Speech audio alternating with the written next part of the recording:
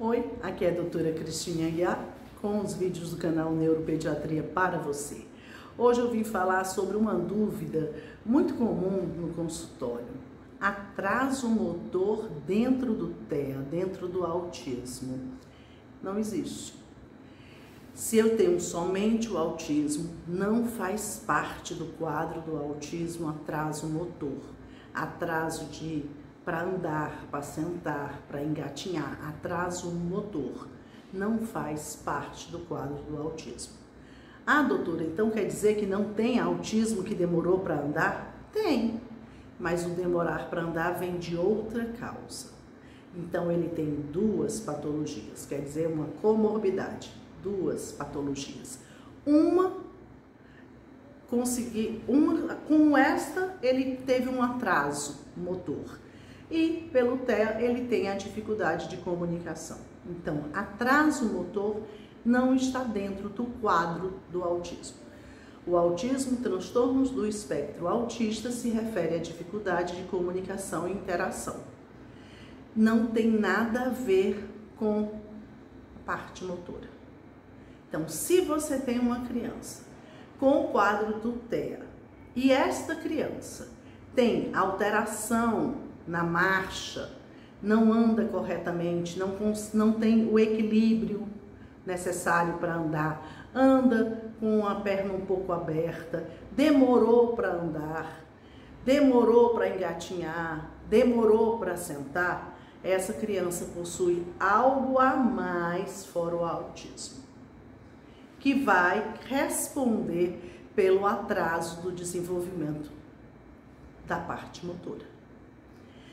Então, eu posso ter uma criança que teve atraso motor, que tem uma patologia, nós temos diversas, infelizmente, paralisia cerebral, sequelas de hipóxia neonatal, que não se caracterizam por serem mais leves, como a paralisia cerebral. Nós temos síndromes genéticas que também possuem atraso motor, mas ele tem dois CIDs. CID é aquelas letrinhas que vão embaixo no laudo. CID quer dizer Código Internacional de Doença.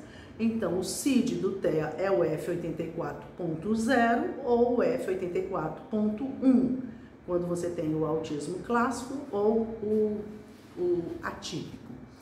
E então, você vai ter mais de uma letrinha, porque você vai ter uma que vai ser do autismo e a outra, por acaso, será a causa do atraso, que será, vamos dizer que seja uma paralisia cerebral, será G80.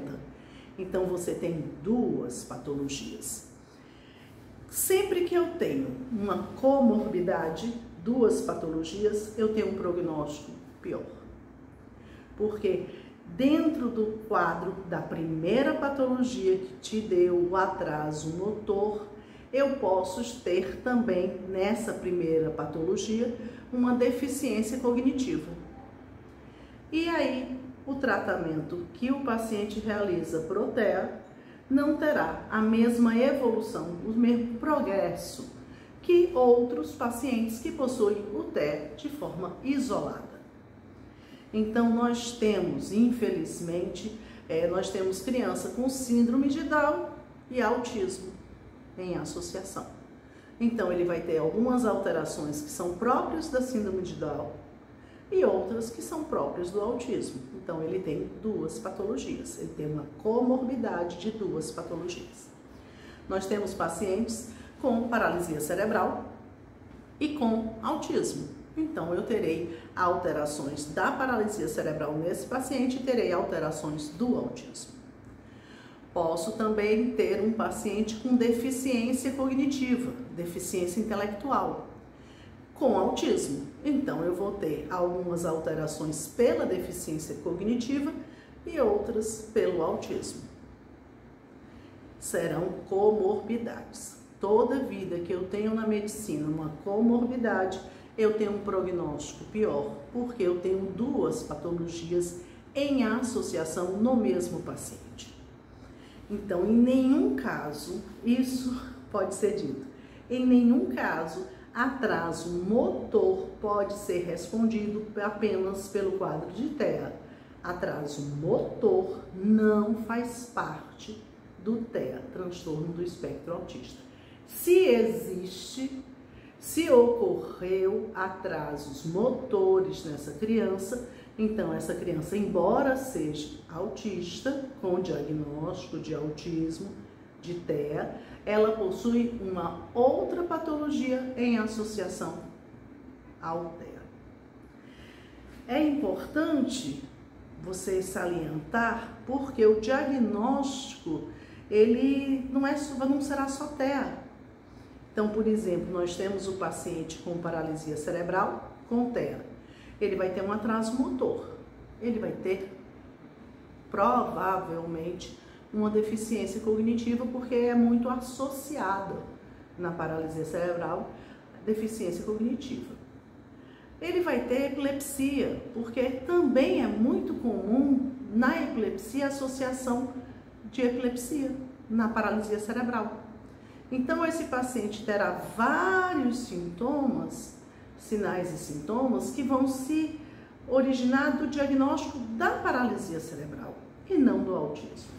E às vezes tudo isso junto no mesmo paciente, a família fica confusa. Ah, mas eu vejo os outros melhoram tanto, os meninos que estavam fazendo terapia com eles já avançaram tanto e ele não avança, não adquire a fala, porque ele possui uma comorbidade. Então, comorbidades, elas precisam ser feitas diagnóstico, porque existem tratamentos específicos para cada doença, mas também porque elas influenciam no prognóstico, a evolução do paciente. Espero ter esclarecido esse ponto tão importante que tanta gente me pergunta e que eu já vi tanta confusão sobre isso. Se você gostou, dá um like, se inscreva no canal e acione as notificações automáticas, ficando de olho em todos os novos vídeos que eu vou postar. Beijos!